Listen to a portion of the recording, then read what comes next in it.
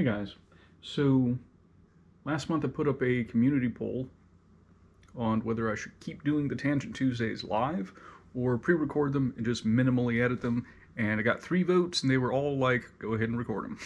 So that's what I'm going to do. So this is going to be a little bit ranty, I guess. In the last month, and in some upcoming reviews, the subject of the utility of techniques that rely on pain comes up. This was actually something that showed up in one of my first book reviews. I reviewed Volume 1 of Bruce Lee's Fighting Method, and that was on self-defense. Bruce Lee was an incredible athlete, apparently a really good instructor. He is the martial arts icon, but I took issue with a lot of his defenses. For instance, one of which was you're in a chokehold, and then you elbow the guy in the ribs.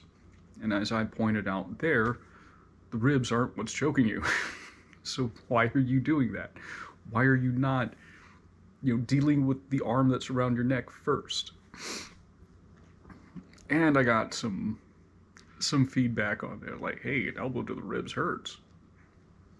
Alright, so let me tell you guys a story.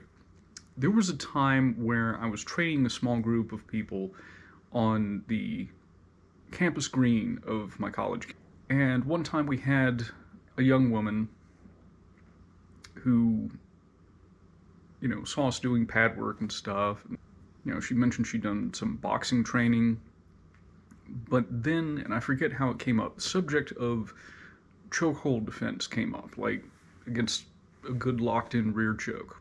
And she said she'd been through some self-defense classes and she knew how to get out of it. And I was like, okay, I'd like to learn that. Let me see what you got. So, put her in a standing chokehold, and she stomped on my foot twice and elbowed my ribs twice and then tapped out to the choke. I pressure tested this thing. You're not going to be able to make me let go. This is not a knock against the individual. She had enough of an athletic build. I mean, frankly, at the time, we might have been in the same weight class. We're not talking like a 5'0", 90-pound, petite human being that was trying to do these things. This was someone who you probably wouldn't want to punch you in the face. And yet, these techniques that relied on pain did not work.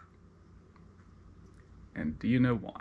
When you use a technique that relies on pain, you're basically giving your attacker a choice, and you're gambling that they're going to choose the thing that benefits you the most. Going back to the chokehold, there was a fella in a few Facebook groups, and those who were in the Facebook groups will recognize him. He was completely enamored with World War II combatives. On the surface, I don't have a problem with that. It's one of many things that I like to draw information from, and I think there are some good ideas there. There's also some not good ideas. We can get to that at a different time. Something came up in one of these martial arts groups about escaping, the rear naked choke. And he's like, well, in World War II combatives, we just pinch the inner thighs. And my response to that was like, you know how I know you've never tried that? Because you think it'll work. Here's the thing. Again, it's a gamble. If I have this position locked in, chokes in particular, like I'm literally seconds away from winning. Pain-reliant techniques like, pinching the inner thigh, dude, it's not going to feel good, but also if I just hold on for 2 or 3 more seconds, I win. Like, whatever else we can say about this conflict, once you're unconscious, I can do whatever I want. I can continue to pursue aggression, or I can leave. Either way, fight's over. Your ability to inflict harm on me has ended.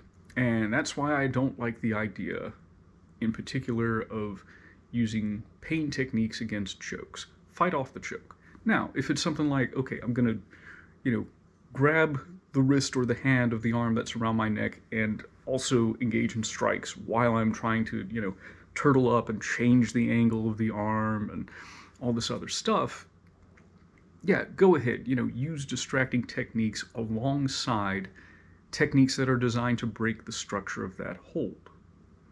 But you need to break the structure of that hold. That's the most important part. And then, I have an opportunity to throw a headbutt. Bang. Okay. Now I'm going to continue to pull the arm away from my neck. And this goes for other things too. I'm reviewing an upcoming book where, you know, somebody's got you in a rear bear hug and you stomp on their foot and they'll just let you go. Why? Why would they do that? That's not a rhetorical question. I think that things like that, number one, don't recognize the purpose of the position. If someone's intent is to harm you, putting their arms around your waist, getting you in a rear bear hug, that's not going to be like it.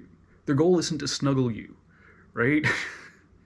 They're going to pick you up and carry you off, or pick you up and slam you down. That's what the objective is. And you need to fight off the grip. You need to lower your center of gravity. There are other things you need to do in order to prevent the thing that hold is meant to accomplish. And then, again, if you're in the middle of fighting that off and you're like, I need to get his attention off of this, yeah, stomp on the guy's foot, or headbutt or elbow or something. But keep fighting off the grip.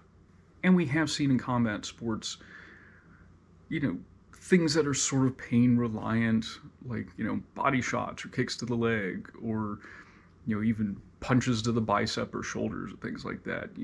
Those things can work to keep someone from engaging with you, but generally speaking, they are attrition weapons.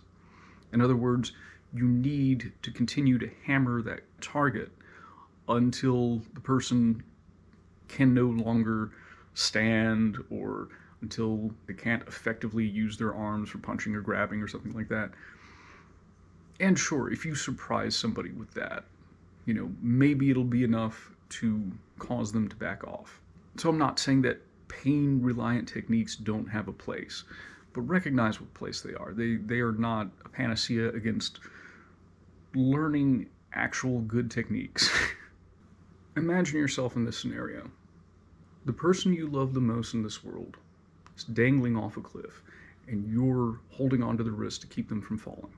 And then somebody comes up, and they take their knuckle, and they dig into your ribs. Are you going to let go of that person? Or are you just going to grit your teeth, deal with the pain, and recognize that this thing in front of me, holding on, is more important than reacting to that pain?